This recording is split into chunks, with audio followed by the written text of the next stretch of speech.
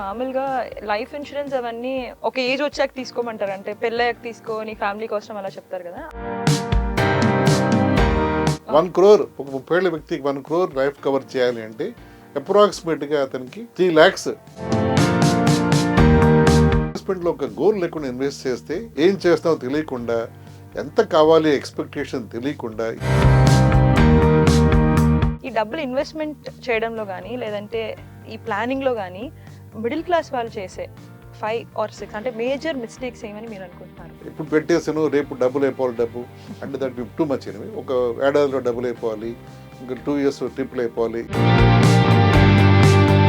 ఒక ఎస్ఐపి ఆపేసి next month మళ్ళీ కంటిన్యూ చేయడం పెద్ద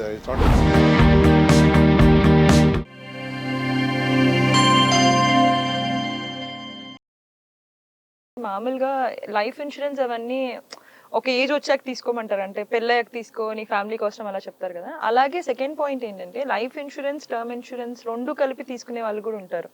అది అవసరమా రెండు, ఒకటి life insurance or term insurance? Life insurance for me is LIC. అంటే లైఫ్ ఇన్సూరెన్స్ ఇస్ అది స్కీమ్, అది term insurance is the method your approaching. But LIC ఉంటుంది కదా మనకి. లైఫ్ ఇన్సూరెన్స్ అనేది మనకి అదొక సెపరేట్ గా లైఫ్ కోసం ఇన్సూరెన్స్, టర్మ్ ఇన్సూరెన్స్ మళ్ళీ డిఫరెంట్ గా వేరే వేరే ఉన్నాయి కదా, Policybazaar, Max, so and so and so. These two are same? అలా కాదు. టర్మ్ ఇన్సూరెన్స్ అనేది అది ఒక method of investing for life insurance. So ఒక వ్యక్తికి లైఫ్ ఇన్సూరెన్స్ కావాలంటే టర్మ్ ఇన్సూరెన్స్ చూసుకుంటే చాలు, ఇంకా దాని విషయం మర్చిపోవడం. అంతే. 1 crore ఒక 30 ఏళ్ల వ్యక్తికి 1 crore లైఫ్ కవర్ చేయాలి అంటే అప్రాక్సిమేట్గా అతనికి 3 lakhs 10 ఏళ్ళు కడితే చాలు, అంటే 30,000 10 ఏళ్ళు కడితే చాలు 1 crore లైఫ్ కవర్ అయిపోతుంది అప్రాక్సిమేట్గా. అంటే అతను నాన్ స్మోకరే ఉండాలి, హెల్తీగా ఉండాలి. 30 ఏళ్ళ వ్యక్తి 80 ఏళ్ళ వరకు, అతను 50 ఏళ్ళ వరకు లైఫ్ కవర్ అంటే ఆ 30-35 రూపాయలు ఏడాది కడితే 10 ఏళ్ళు కడితే చాలు. టెన్యూర్ కూడా మనం సెలెక్ట్ చేసుకోవచ్చు. కరెక్ట్. అంటే ఫినాన్షియల్ ప్లానింగ్ గురించి క్లారిటీ వచ్చింది. బట్ మనం ఇప్పుడు 30 ఏజ్ వాళ్ళని ఎలాగో టార్గెట్ చేస్తున్నాం కాబట్టి 30 ఏజ్ లో ఉన్న వాళ్ళు ఇన్వెస్ట్మెంట్ చేయాలి అనుకునే ఆప్షన్స్ మళ్ళీ మాట్లాడుకుందాం. కాకపోతే మిడ్ లైఫ్ క్రైసిస్ అనేది ఒకటి ఉంటుంది. అది మాక్సిమం ఎవరికి ఉంటుంది అంటే మిడిల్ ఏజ్ వాళ్ళకే ఉంటుంది. అంటే మిడిల్ క్లాస్ ఫ్యామిలీ కానీ 30 years వచ్చిన వాళ్ళకి వీళ్ళకే ఉంటుంది కదా. సో వీళ్ళు చేసే ఈ హడావిడిలో వీళ్ళు చేసే కామన్ మిస్టేక్స్ ఏంటి? కామన్ మిస్టేక్స్ అంటే చాలా ఉన్నాయి. మేజర్ మిస్టేక్స్ అన్నవి గోల్ లేకుండా ఇన్వెస్ట్మెంట్ చేయడం. ఇప్పుడు గోల్ లేకుండా ఇన్వెస్ట్మెంట్ చేయడం, మన బైక్ కారు తీసుకుని మనం రోడ్డు వెళ్ళిపోతున్నాం, ఎటో తెలియదు మనకి. ఎటో ఎలా వెళ్తాం మనం? ఎటో వెళ్తాం, రైట్ తిరుగుతాం, ఇది కాదు మళ్ళీ లెఫ్ట్ తిరుగుతాం, అది కాదు మళ్ళీ యూటర్న్ చేసుకొస్తాం. దీంతో ఎవరికి టైం వేస్ట్ అవుతుంది, పెట్రోల్ వేస్ట్ అవుతుంది, and there is no purpose in driving. అలాగా ఇన్వెస్ట్మెంట్లో ఒక గోల్ లేకుండా ఇన్వెస్ట్ చేస్తే ఇలాగే ఈ ఎగ్జాంపుల్ అని ఏం చేస్తామో తెలియకుండా, ఎంత కావాలి ఎక్స్పెక్టేషన్ తెలియకుండా ఇన్వెస్ట్ చేసి అది doesn't make any meaning or no sense out of investment.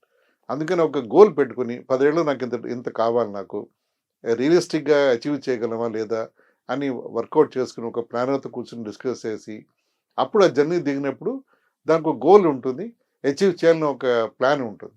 ఈ రెండు ఉంటే తప్ప ఇన్వెస్ట్మెంట్ జర్నీ కంప్లీట్ కాదు. ఇప్పుడు మనం ఇన్వెస్ట్మెంట్ అవి ఇవి మాట్లాడుకుంటూ ఉన్నాం కదా, అంటే ఎక్కువ డబ్బుల గురించే మాట్లాడుకుంటూ ఉన్నాం కాబట్టి ఈ డబ్బులు ఇన్వెస్ట్మెంట్ చేయడంలో కానీ లేదంటే ఈ ప్లానింగ్ లో కానీ మిడిల్ క్లాస్ వాళ్ళు చేసే 5 or 6 అంటే మేజర్ మిస్టేక్స్ ఏమని మీరు అనుకుంటున్నారు? నా ఉద్దేశంలో మనం చేసే కామన్ మిస్టేక్స్ ఏమిటంటే ఒక ప్లాన్ లేకుండా ఇన్వెస్ట్మెంట్ చేయడం. ఓకే. అంటే మనం ఖర్చుని పెట్టేసిన తర్వాత మిగిలినప్పుడు ఇన్వెస్ట్మెంట్ కోసం వెతుకుతాం. అప్పుడు మనం ఒక్కోసారి మన దగ్గర డబ్బు మిగలకపోవచ్చు, మంత్ ఎండ్లో కానీ లేకపోతే మంత్ మిగిలిన కానీ మన ఖర్చు అయిపోయిన తర్వాత. సో ఇది అన్ప్లాన్డ్ లైఫ్లో ఉన్నప్పుడు investments will not be really much useful. అందుకని వారెన్ బఫెట్ చెప్పినట్టు మనం వీ షుడ్ ఇన్వెస్ట్, ఆ మిగిలిన డబ్బుతో మనం స్పెండ్ చేయాలి. అంటే ఒక బడ్జెట్ వేసుకొని ఫ్యామిలీ ఎంత మనకు అవసరం, నెలలో మనకి ఈ జీతం ఎంత వస్తుంది లెక్క వేసుకుని ఇంత డబ్బు పక్కన పెట్టేసి స్పెండింగ్కి, ఆ ఇన్వెస్ట్మెంట్ అది వాళ్ళు మ్యాక్సిమైజ్ చేయాలి.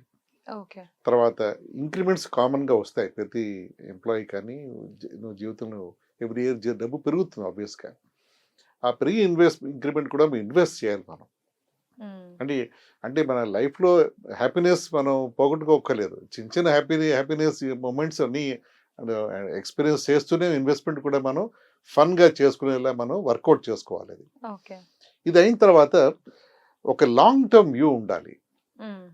లాంగ్ టర్మ్ వ్యూ అంటే ఏమిటంటే మనం ఇప్పుడు పెట్టేసాను రేపు డబ్బులు అయిపోవాలి డబ్బు అంటే దానికి టూ మచ్ ఎనివి ఒక ఏడాదిలో డబ్బులు అయిపోవాలి ఇంకా 2 years ట్రిప్లు అయిపోవాలి ఇలా మనం మా ఫ్రెండ్కి అయిపోయింది ఇలా వింటూ ఉంటాం కామన్గా మనం ఇలాంటి థాట్స్లో ఉన్నప్పుడు ఏమవుతుందంటే will be tempted to attempt some risky investment approaches చాలా మార్కెట్ చాలా స్కామ్స్ అనండి స్కీమ్స్ అనండి which are not really based on sound logic అవన్నీ అప్రోచ్ అవ్వడం జరుగుతాయి సో క్విక్ మనీ ఎలా చేసుకోవాలి దాంట్లో పెడితే అసలు ఫండమెంటల్ ప్రిన్సిపల్ అయిపోవచ్చు దాంట్లో సో ఇదొక పెద్ద మిస్టేక్ అంటే అసలు యాక్చువల్గా బ్యాంక్లో పెడితే ఎఫ్డీలు ఎంత వస్తుంది 6% రావచ్చు రిటర్న్ గోల్డ్లో పెడితే ఎంత వస్తుంది మేబీ 7 to 8% మ్యాక్సిమం రావచ్చు ఫైనాన్షియల్ మార్కెట్స్ పెడితే ఎంత రావచ్చు మ్యూచువల్ ఫండ్స్ అవ్వచ్చు స్టాక్ మార్కెట్ అవ్వచ్చు లాంగ్ టర్మ్ పెడితే 12 to 14% రావచ్చేమో అని ఎక్స్పెక్ట్ చేయొచ్చు ఇంతకంటే ఎక్కువ ఎవరిని ఆఫర్ చేస్తే చాలా జాగ్రత్తగా దాన్ని వినాలి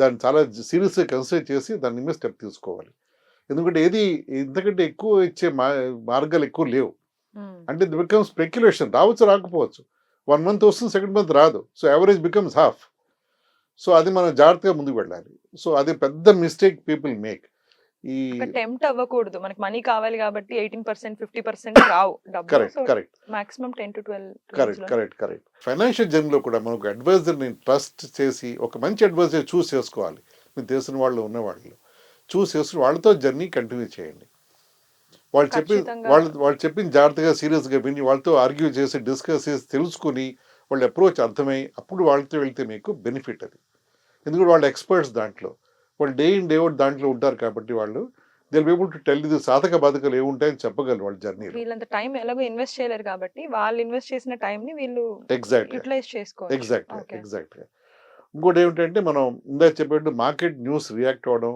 తగ్గించుకోవాలి ఈ మధ్య ఓ డోస్ ఆఫ్ ఇన్ఫర్మేషన్ ఇంటర్నెట్ కానీ మొత్తం టీవీలో లేకపోతే ఇంటర్నెట్లో కానీ యూట్యూబ్లో కానీ చాలా వస్తాయి which are not on based on facts అప్పుడు గవర్నమెంట్ వాళ్ళు చాలా స్ట్రాంగ్ స్టెప్స్ తీసుకుంటారు అయినా చాలా వచ్చేస్తూ ఉంటాయి పాతవి కొత్తవి కలిపి వచ్చేస్తూ ఉంటాయి సో దాన్ని మేము రియాక్ట్ అవ్వక్కలే మనం మన జర్నీలో ఎంత వెళ్తాం మనం మన మన అప్రోచ్ స్ట్రాంగ్గా స్టడీగా ఉంటే చాలు అది మనం కానీ if able to take care of that we are quite okay అనిపించము తర్వాత మోస్ట్ ఇంపార్టెంట్ మనం ఒక అనుకున్న ప్లాన్ ఫైనాన్షియల్ ప్లాన్ కూర్చుని వేస్తున్న ప్లాన్ని డీవియేట్ అవ్వకుండా దాన్ని మనం ముందుకు వెళ్ళాలి unless any major emergency comes in one's life అంటే చిన్న చిన్న డీవియేషన్స్ కామన్ దాంట్లో రావడం అది పెద్ద ఇబ్బంది కాదు ఒక ఎస్ఐపి ఆపేసి నెక్స్ట్ మంత్ మళ్ళీ కంటిన్యూ చేయడం పెద్ద it's not a big deviation అంతేకాని మనం గప్పుకుని ఏదో కొత్త ఐఫోన్ వచ్చింది లేకపోతే ఇంకా కొత్త కారు వచ్చింది అలా మనం టెంప్ట్ అయ్యి